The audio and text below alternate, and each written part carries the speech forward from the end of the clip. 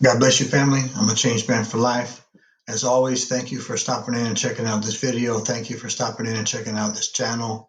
If you are not yet subscribed, help me out. Hit that subscribe button, ring the bell so you get the notifications, hit the like button, share the channel with your family, your friends, your social media networks. Help me spread this hope. How's everybody doing tonight? I hope everybody had a blessed Christmas. As you can hear in my voice, I'm dealing with a little bit of a sore throat, some congestion, getting over a little cold or maybe even a little minor flu. Not sure what it was. Um, my wife and I stayed home for Christmas. We didn't go visit family or nothing just because we're both sick.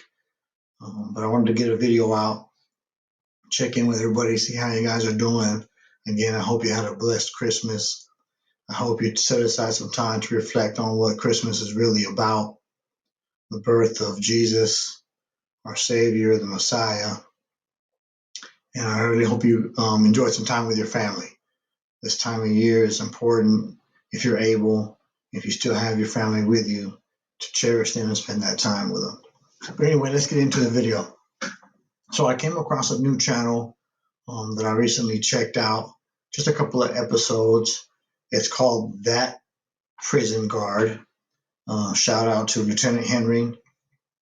He's a former CDCR correctional lieutenant. And from the couple of episodes that I've watched, Homeboy keeps it extremely real. So, like I said, I've only watched a couple of episodes, so I haven't seen too much of his content. I have not interacted with him personally, so I don't know the man. I don't know what he's about. But from the couple of episodes that I've seen and listened to what he was talking about, he didn't deviate from the real. Everything he said was spot on, and it got me thinking. Because he seems like a cool individual. He's retired from CDCR. I guess, was in the military at one point or whatever. But just from what I've seen, he seems like a cool dude. So it got me thinking, like the thumbnail says, are all COs jerks? Now, if you're new to the channel, you may not know that I was in prison for 24 years. I was a lifer. I had a sentence of 30 years to life, and I did 24 years in prison. 14 of those years on level 4, which is maximum security. 5 years on level 3, and then 5 years on level 2. Then I was blessed to come home. So I have a lot of experience of having to interact with COs, being around COs, watching how they move, how they operate, and how they are as people. Excuse me. One thing I will say off the top is that in every profession, in every organization, in every walk of life, you got people that are jerks and you got solid people. You got people that do their jobs professionally, and you got people that do their jobs very unprofessionally. That applies to the correctional officer job, just like it applies to anything else. For the most part, in my experience, I'm not speaking for nobody else. I'm speaking about what I've dealt with, what I went through for 24 years. No, all correctional officers are not jerks. Now, I know some of you are going to be like, oh, change man, you done got soft. You loving the police. It ain't nothing like that. Am I respecting the police? Absolutely. They got a hard job to do, the ones inside and the ones on the street. But I will say that there are some jerks amongst the correctional officer profession. I do understand, especially on the level 4 yards where things are just always crazy, where violence is around every corner, where there's always something popping, where staff is assaulted pretty much on a regular basis.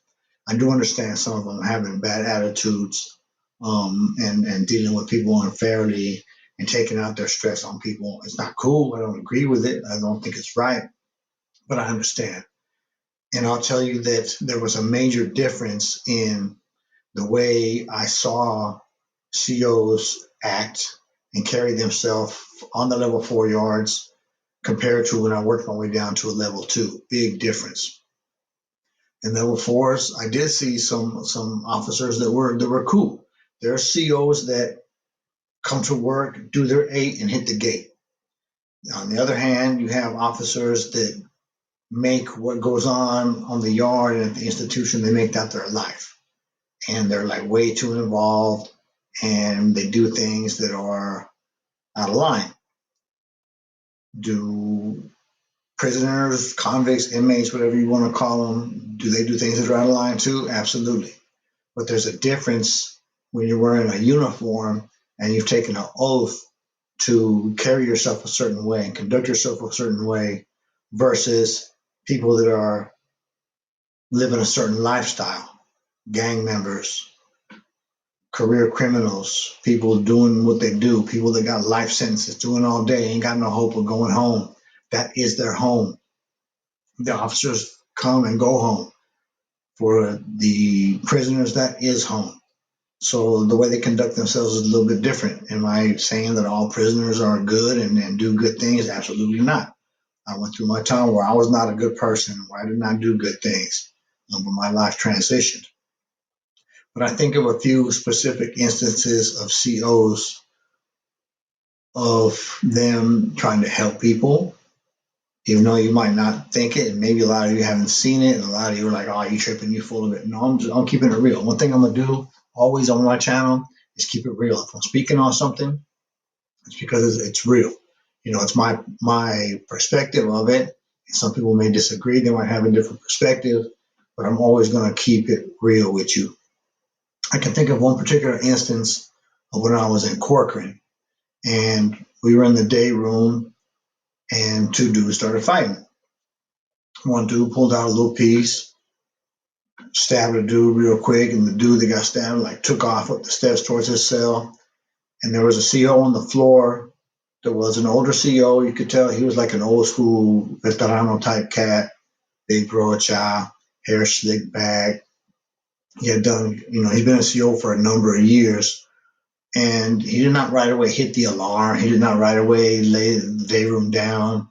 He went over to the dude that got whooped on, checked on him, and I could hear everything. I was, nearby enough where I could hear. He was asking the dude, like, "Yeah, are you cool? Are you all right?" He's like, "Yeah, I'm good. Do you need medical attention?" "No, I'm straight." "All right, is it cool? Is it over? You ain't gonna try to retaliate?" "No, I'm good." "Okay." He went to the other dude. He's like, "Hey, man, is it over?" The dude told him, "Yeah, it's over. We just had to handle something real quick." And he was like, "All right, cool." Went back about his business. To those dudes' credit, it was over. They didn't continue nothing. And to the CO's credit, he didn't blow it out of proportion. He evaluated the situation, felt that it was safe to just continue with the program, went about his business. Now, some people might say, no, he was wrong for that. He should have followed procedure, hit the alarm, done all this and that and the other. He wasn't looking at it like that. He saw it as an isolated incident. He went about his way. I've been around where on yards, not necessarily there when the incident took place, but I've been on yards where things happened because of over aggressiveness of staff. Uh, Officer grabbed a milk off somebody's breakfast tray because the dude had two milks. Should he have had two milks? No, you're only allowed to get one, but he had two. Should the officer have grabbed it off his tray? Absolutely not. Just ask for the man's ID and give him a write-up. But he physically grabbed it off the dude's tray, which led the dude to assault him, and it turned into a big old thing. Am I condoning assault on staff? Never. I would never condone that. Does it happen? And is sometimes the actions of the officer the cause of it? Absolutely. Again, doesn't justify it, doesn't make it cool. It's the reality of especially level fours. That's the reality of it. When I got down to a level two, it's more relaxed. People are programmed and trying to go home. The level two I was at was Chuckawalla. I got there in 2010. I got out from there in 2015. In that little 5 year span, I saw officers like legit try to help people, especially the lifers. They wrote chronos for dudes that were going to board. They would help people get into classes, give people advice on like jobs on the street and stuff like that. They were like really dealing with us as human beings. Now, again, the whole setting is different, and you have to judge people's actions and behavior based off of the circumstances at the time. Again, I do not at all agree with officers that come to the job and take out their personal life on people. There was some cops that were just straight up, I don't want to use the bad language or say the wrong things, but they were just jerks, man. They felt like It was their job to punish people, and that's not their job. Our punishment was being in prison. That was what we were sentenced to, was to spend years in prison. And that was the punishment, being there. It is not the officer's job to come and make things harder on us. One of the things I like about the dude on the channel I was telling you about, Lieutenant Hector, one of the things that he mentioned was that he had no problem when he was a CO, when he was a sergeant, when he was a lieutenant. He had no problem giving people what they had coming, and maybe sometimes even a little extra within the rules, within the guidelines, maybe like an extra sack lunch or extra bar of soap or whatever, extra roll of toilet paper. But he gave people what they had coming. You have some COs that don't even want to do that. They feel like it's their job to make sure you don't get what you have coming. Now, sometimes certain prisoners bring that upon themselves too, because they have disrespectful attitudes and carry themselves in a way that's makes people not want to give them what they got coming, you know. And again, I don't condone the behavior from either party. Everybody should be mutual respectful towards each other. The officers have to understand that the prisoners live there. The prisoners have to understand that the officers have a job to do, and there should be that mutual respect. For the most part, there is. There's some really cool officers that I came across when I was in Ironwood. The first time I was in Ironwood in 1994, before I went to the SHU, there was an officer working in the ADSA. When I was in ADSA, there was the third watch officer, the officer that worked from 10 at night to 6 in the morning. And he would make his rounds, you know, doing count, whatever. And I would hear him. It tripped me out because at the time, you know, I wasn't a believer, I wasn't a Christian, but he would stop at people's cells and read the Bible to them and talk about God to them. And now that I am the man I am today, and I'm where I'm at in my belief system and my Christian walk and all that, I think back and like, dang, that was super cool. He was being a good person. That same CO, if you were, when he was doing his count, he might be coming from one side of the building, going from right to left. If you had some books going to a cell that was on his way that way, if you just put him out your door and put the cell number on top, he would take it, because he knew it was hard for people to get stuff to each other. And he knew we're in the hole and we were doing a lot of reading and stuff. So he would pass books for people. Sometimes the cops working on second watch, when they were passing out chow, they'd be pushing the chow cart around, and they would drop off stuff for people. Nothing illegal, of course, but you know, they would just do cool things, just being human. And that's the majority of the staff. I know everybody hears the bad stories. I know everybody that's been in prison probably just remembers the bad that happened, but I'm sure every one of us that have done time could think of at least one CO that, you know, had a cool attitude, conducted himself professionally, helped people out when he could.